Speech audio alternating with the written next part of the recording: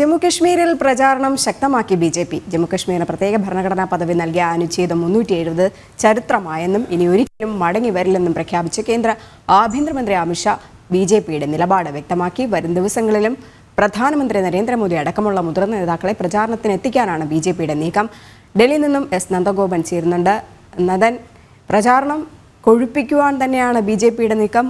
ഒപ്പം ഒരുപാട് പ്രതീക്ഷകൾ ഇതുവരെ ഒരു സർക്കാരും നടപ്പിലാക്കാത്ത കാര്യങ്ങളടക്കം ജമ്മു കശ്മീരിൽ നടപ്പിലാക്കി. 370 അനുച്ഛേദം ചരിത്രമായി, അതിനി ഒരിക്കലും മടങ്ങി വരില്ല എന്നൊക്കെ തന്നെയാണ് കേന്ദ്ര ആഭ്യന്തരമന്ത്രി അമിത്ഷാ പ്രഖ്യാപിച്ചത്. അവിടുത്തെ ജനങ്ങൾ ആഗ്രഹിച്ചതും അതൊക്കെ തന്നെയാണ്. ഇതൊക്കെ തന്നെ വരും ദിവസങ്ങൾ പ്രചാരണത്തിന് കൊഴുപ്പുക തന്നെ ചെയ്യില്ലേ? രജനി, ഈ മാസം 18 മുതൽ 3 ഫേസായിട്ടാണ് ജമ്മു കാശ്മീരിലെ നിയമസഭാ തെരഞ്ഞെടുപ്പ് നടക്കുന്നത്.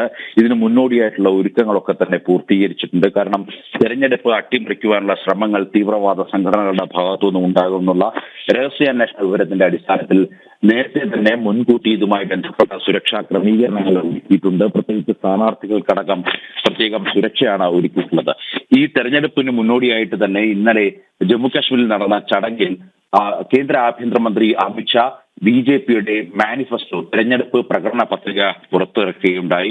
ജമ്മു കാശ്മീരിന്റെ സമസ്ത വികസന സ്വപ്നങ്ങളും സാക്ഷാത്കരിക്കാൻ ഉതകുന്ന പദ്ധതികളാണ് ബിജെപി അതിൽ വിഭാവനം ചെയ്തിരിക്കുന്നത്. ഏതാണ്ട് 25-ലധികം പദ്ധതികളാണ് ജമ്മു കാശ്മീരിലെ, അതായത് കാശ്മീരികളുടെ മുഴുവൻ സമഗ്രമായ ഒരു വികസനം, അതേപോലെ തന്നെ ശാശ്വതമായ വികസനം, ഇതിനെല്ലാം ഉപരി ജമ്മു കാശ്മീരിന്റെ ഒരു പ്രത്യേകത കൂടി കണക്കിലെടുത്ത് അവിടുത്തെ സുരക്ഷാ കാര്യങ്ങൾ കൂടി മുൻനിർത്തിയുള്ള പദ്ധതികളാണ് ബിജെപി മുന്നോട്ട് വെക്കുന്നത്.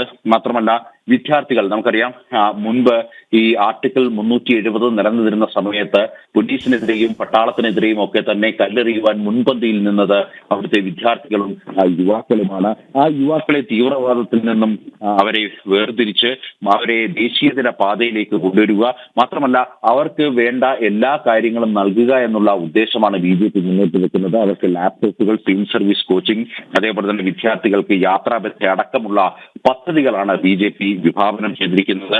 അതേപോലെ തന്നെ വൈദേശിക അക്രമത്തിൽ തകർന്ന ക്ഷേത്രങ്ങളുടെ പുനർനിർമ്മാണം, കശ്മീരി പണ്ഡിറ്റുകളുടെ അടക്കം പുനരധിവാസം ബിജെപി ഇതിൽ അടിവരയിടുന്നു.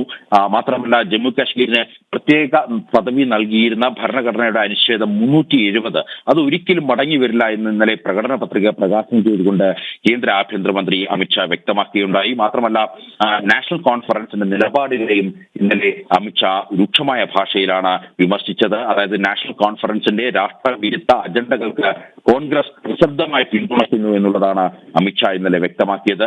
ഇതിലെല്ലാം ഉപരി കഴിഞ്ഞ 10 വർഷക്കാലം, അതായത് നരേന്ദ്രമോദി സർക്കാർ ഭരിച്ച കഴിഞ്ഞ 10 വർഷക്കാലമാണ് ജമ്മു കാശ്മീരിന്റെ സുവർണ കാലഘട്ടമെന്നും അദ്ദേഹം സൂചിപ്പിച്ചു. വരും ദിവസങ്ങളിൽ ബിജെപിയുടെ മുതിർന്ന നേതാക്കൾ ജമ്മു കാശ്മീരിലേക്ക് എത്തുകയാണ്. പ്രധാനമന്ത്രി അടക്കം ജമ്മു കാശ്മീരിലെത്തി പ്രചരണം നയിക്കുമെന്നുള്ളതാണ് അറിയാൻ കഴിയുന്നത്. പ്രചാരണം ശക്തമാക്കുവാനുള്ള തീരുമാനത്തിൽ തന്നെയാണ് ബിജെപി. വരും ദിവസം പ്രധാനമന്ത്രി നരേന്ദ്രമോദി അടക്കമുള്ള മുതിർന്ന നേതാക്കൾ ജമ്മു കശ്മീരിൽ പ്രചാരണത്തിനെത്തും. എസ് നന്ദഗോപനാണ് വിവരങ്ങൾ പങ്കുവച്ചത്.